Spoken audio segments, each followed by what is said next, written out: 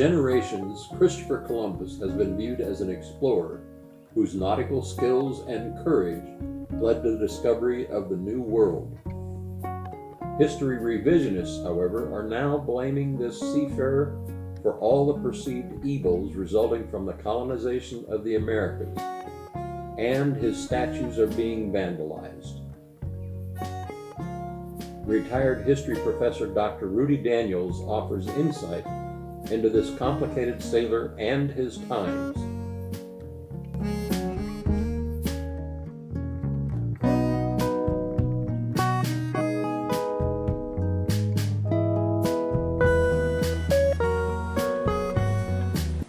Hi, fellow knights and guests. My name is Rudy Daniels. This evening we're going to talk about Columbus, and it was really at the request of the Grand Knight several months ago as to why Columbus is maligned, why people don't want to hear about Columbus, that he's a bad guy and all that stuff. And here we are, Knights of Columbus. Let's look at the background first. Columbus lived at the time of the Renaissance, sometimes called the Quattrocento in Italy. And at the time of the Renaissance, there was indeed economic and cultural development, a period which the world had not seen since 5th century Athens, and perhaps that we have not seen since. The time of Michelangelo, Raphael, Leonardo da Vinci, names I'm sure that are familiar to you. At the same time, where Columbus was born in Genoa, it was a major trading city and a city of active mariners and shipbuilding and so forth. And with that, at that time, around 1500, Europe had engaged in a wanderlust, that is, exploring, interest in different things that had not occurred to them for centuries. Yet at the same time, Western Europe was undergoing a great threat. And that threat came from the invasion of the Muslim Turks out of the Balkans into Eastern Europe. And this invasion had people scared, including the popes at the time, to the point that they thought that they would be overrun by this non-Christian group, indeed a group that wanted to destroy Christianity.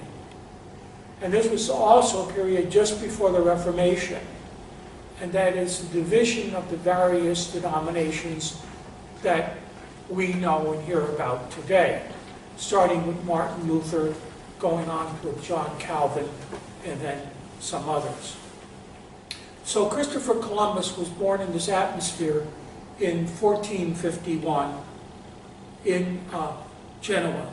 His father was a wool weaver, and he worked in his father's shop from time to time. He was named Christopher, perhaps most appropriately, after Saint Christopher, indeed the patron of travelers. He was the eldest of 5 children. He had little schooling, although he was able to read and write both in Latin and Spanish. And as we're going to see, he had great knowledge of sailing and of the known world at the time. From all accounts, apparently he had a dreamy youth, and I guess that dreamy youth led to his great discoveries. He caught rides as a teenager, a young person, on ships traveling in and out of Genoa as much as possible. And at one point, at the age of 19 or 20, he actually joined a group to fight the Barbary pirates who began to harass shipping off the coast of Africa. So he even had some military experience. He later sailed on a convoy to England, and at that time his ships actually sank, and he clung to an oar to swim safely to shore. And then in 1477 he traveled to Iceland via Ireland. So he was quite an accomplished mariner, even in his youth. When he returned to Italy after these travels, he and his brother Bartholomew opened up a chart shop that is doing maps for sailors and so forth. Yet he longed for the sea. And he later took a trip off the coast of Africa, that is the west coast of Africa, down as far as to what was determined to be the equator. And I want to mention that most sailors at this time believed that the world was round. So this thing about the world being flat, yes, maybe by most people, but those who were in the know and navigators had the idea that the world was round. And it's at this time, those travels down towards the equator, that Columbus had the idea that perhaps we can reach India or Japan or China by sailing west. He also corresponded with one Paolo Toscanelli, who was also a geographer and well-versed in charts. And here came about a misconception, and that is, according to Toscanelli, and then later Columbus's configurations, that Japan was approximately 3,000 miles west of Portugal, or perhaps 2,400 miles west of the Canary Islands. Now, his estimates were way off, because Japan was really 11,000 miles away to sail west. Upon returning to Spain, he married, and to Portugal, he married a Portuguese woman, Filipa Perestrello. He had one child by her, Diego, and she died when Diego was still a child. Yet during these years, he believed that if he had 3 ships, that he could reach the Indies by sailing west. And his dream was to become the governor of all these conquered lands and to attain the rank of admiral, which would be inherited by Diego and any future children. In 1482, he presented this idea to King John II of Portugal, and he was outrightly refused. In the meantime, he sailed down the African coast, gaining valuable nautical information. And in 1485, he tried again. His brother Bartholomew actually went to England and spoke with King Henry VII about sponsoring such a voyage, and also King Charles VIII of France to do the same. And Christopher got caught up, I guess you could say, in the politics at the time and was refused. It's during this period that he put his son Diego into a monastery in Spain that was headed by the friar Juan Perez, who was also a counselor to Queen Isabella of the newly established Kingdom of Spain when Castile and Aragon came together, Ferdinand and Isabella in their marriage, in this new country from Spain. At first, the King and Queen of Spain rejected his idea, but it's probably through the intercession of Friar Perez, Juan Perez, that Isabella took a liking to Columbus, was willing to hear them.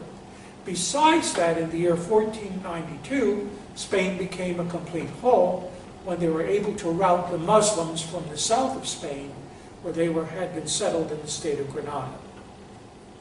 Isabella granted Columbus's wish of 3 ships: the Niña, with a crew of 22, the Pinta, a crew of 26, and the Santa Maria, with a crew of 39. I'm sure you've heard this. Columbus sailed the Ocean Blue in 1492 on the Nina, Pinta, and Santa Maria. Well, yes, true.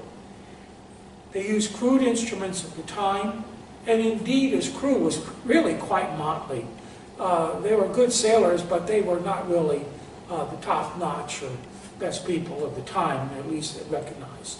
They sailed on the 3rd of August, 1492, from the Spanish port of Paolos. They had to stop in the Canary Islands for a few days for ship repairs, particularly rudder repairs.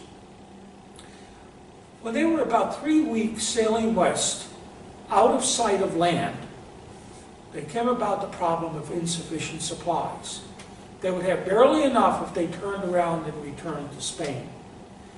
He therefore held council with his crew and decided to sail on for 3 more days. They were a bit encouraged because they had seen some wood floating on the sea, and they had seen some birds. there was a sign that land was somewhere about. And it was on the early morning, we estimate probably 2 a.m. of October the 12th, 1492, that the crew finally saw land, and is known as landing on San Salvador. And today, San Salvador is recognized as Watling Island, a possession of the United States, on the eastern side of the Bahamas. He saw natives, and given their appearance, Columbus believed that he had landed on the islands described by Marco Polo as the islands just to the south and around India. So he called the inhabitants Indians, a term which lasts down to today. He later then set sail to the other islands he knew where they were about, landed in Cuba, and then further on to Hispaniola to try to find a ruler or emperor.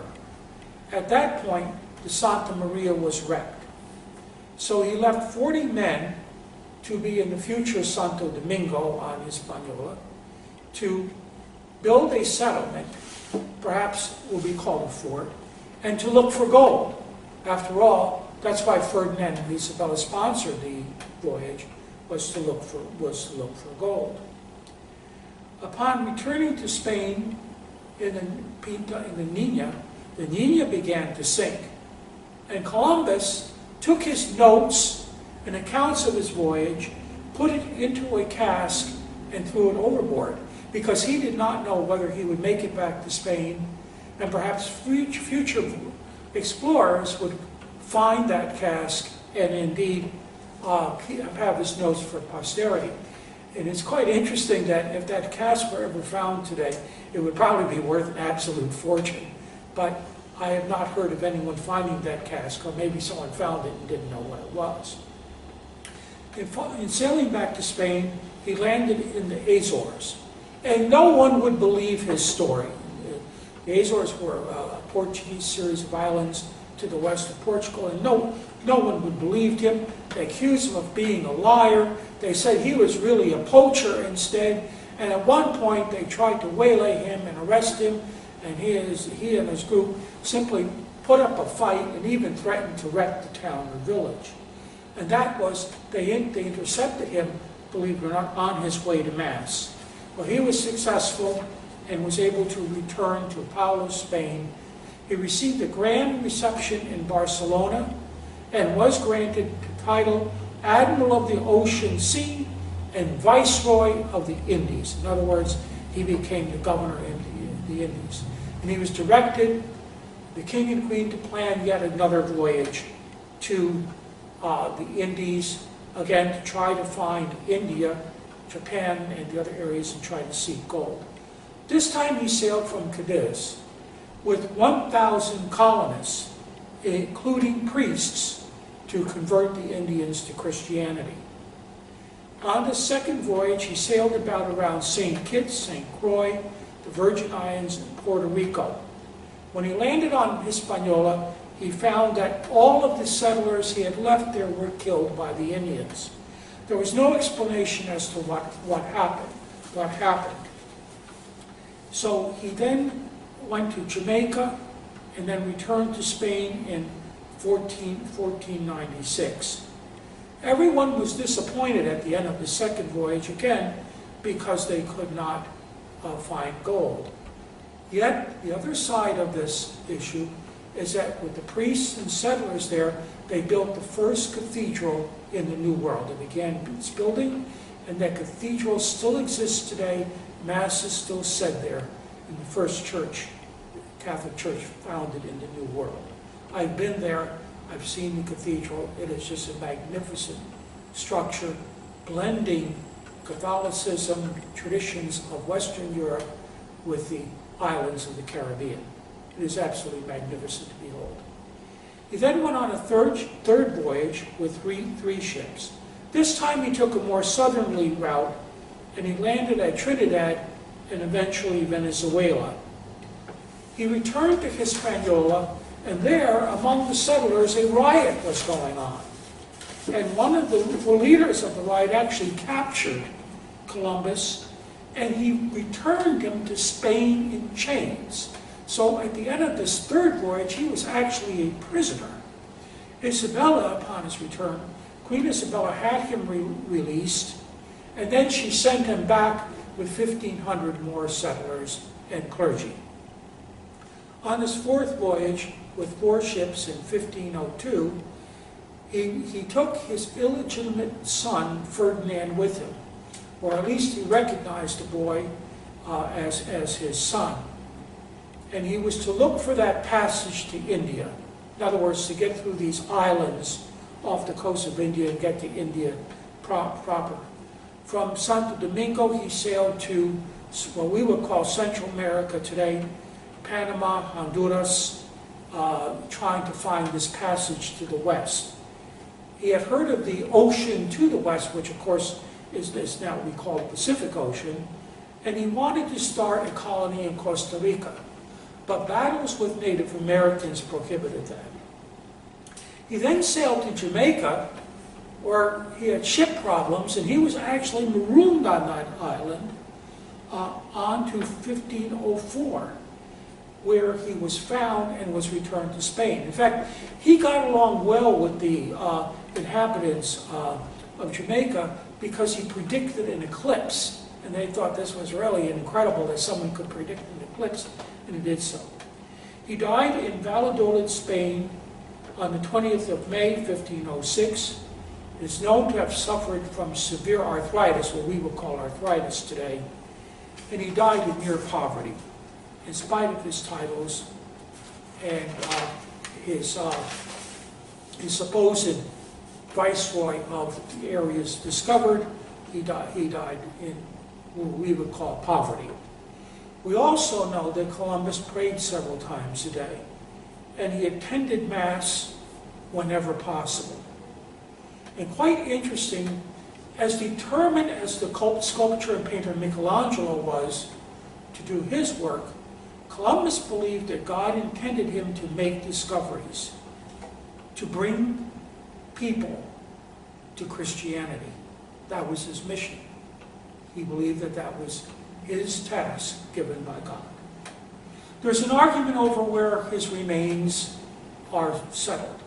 Some people argue that they are in Spain, and of course Santo Domingo, Dominican Republic today, built a huge monument to a mausoleum that supposedly contained his remains. Of course, we really are not sure which is the correct place. Some place in Spain, and there are a couple that ask for credit and whatnot. One thing's for sure, Columbus was engaged in the economy of his time. Search for gold was part of the mercantile economy that Queen Isabella and King Ferdinand were engaged in. He was to find gold. Gold was the way to wealth, as the world at that time was changing from a land-based economy in the Middle Ages to a money-based economy in the 15th and 16th centuries. He was also engaged in politics. Obviously, he had to get his ships, money, and crew in order to make the voyage to the New World.